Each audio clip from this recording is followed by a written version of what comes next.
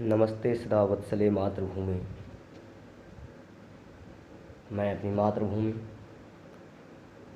और मातृभूमि से जुड़े समस्त लोगों को सत सत नमन करता हूँ। आगे मैं जहाँ से हूँ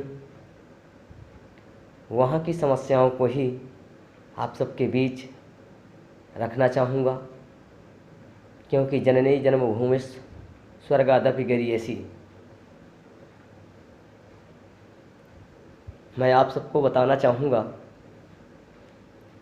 मैं मानपुर मध्य प्रदेश के उमरिया ज़िला के मानपुर विधानसभा क्षेत्र का निवासी हूँ। मैं मानपुर विधानसभा क्षेत्र के कुछ विकास कार्यों के बारे में आप सबका ध्यान आकर्षित करना चाहूँगा और आप सबसे अपेक्षा करूँगा कि इस वीडियो को शेयर करें, अपना विचार प्रकट करें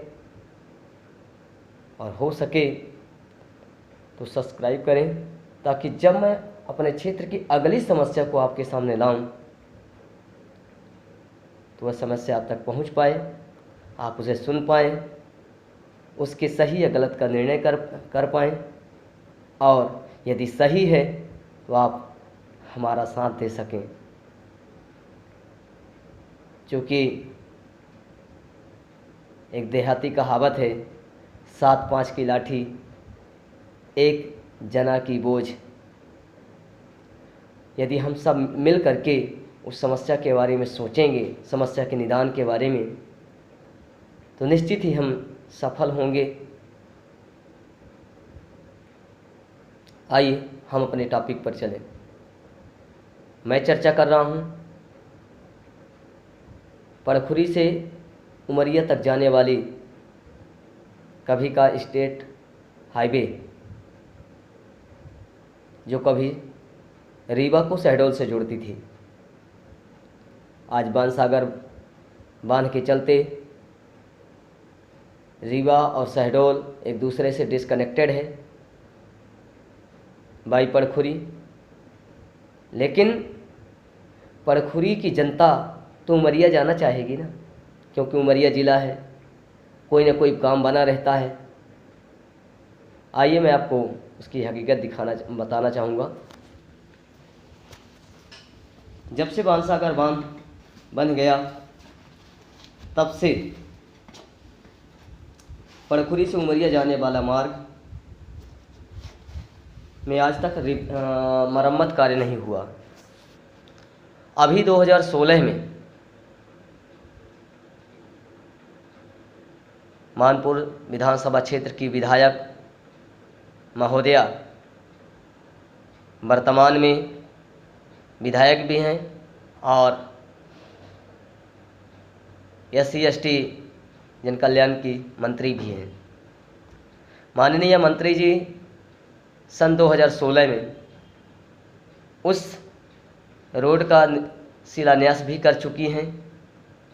2016 से 2018 तक इनकी सरकार भी रही, लेकिन रोड नहीं बना।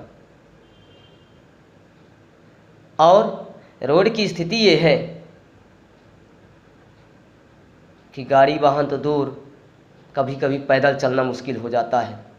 मैं अपने गांव की बात बताऊं, मेरे गांव में बस स्टैंड में बरसात के सीजन में खड़े होने लायक नहीं था, नाला समझ में आता था।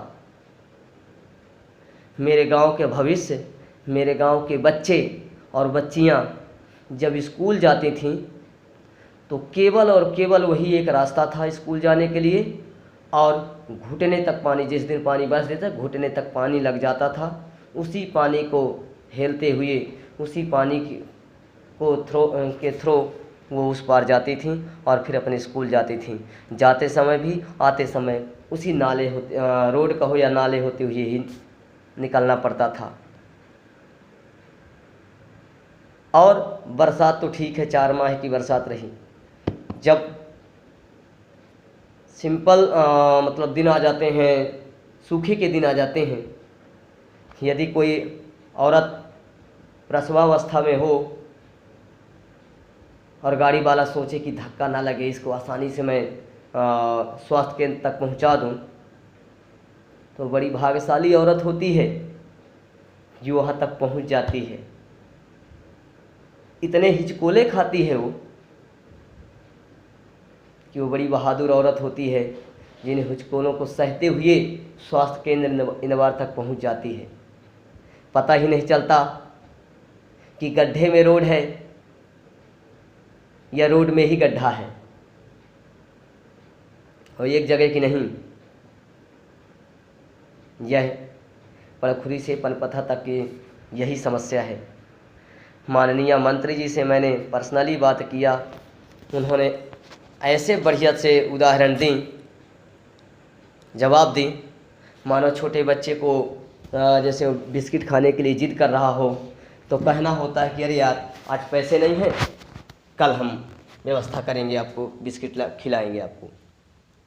ठीक उसी तरह माननीय मंत्री जी ने कहा कि अरे वो बीच में केंद्र कांग्रेस की सरकार आ गई और वो यहाँ का पैसा सारा दूसरी जगह एडजस्ट कर दिए हैं। अब जब से हमारी सरकार आई है तो हम तो कोरोना के दवाई में खर्चा कर रहे हैं। ये मेरी पर्सनल बातें हैं मंत्री जी से, ये बनावटी नहीं। दोस्तों, समस्या ये है कि यदि हमें मानपुर जाना हो तो जहाँ 10 किलोमीटर की दूरी को हमें 20 किलोमीटर दूर से घूम के जाना ही पड़ता है। हमारी मजबूरी है। हमारी मंत्री महोदया हमारे क्षेत्र में इतना बढ़िया काम कर रही, इतना सराहनीय काम कर रही हैं, कभी कभी बड़ा चिंता होती है।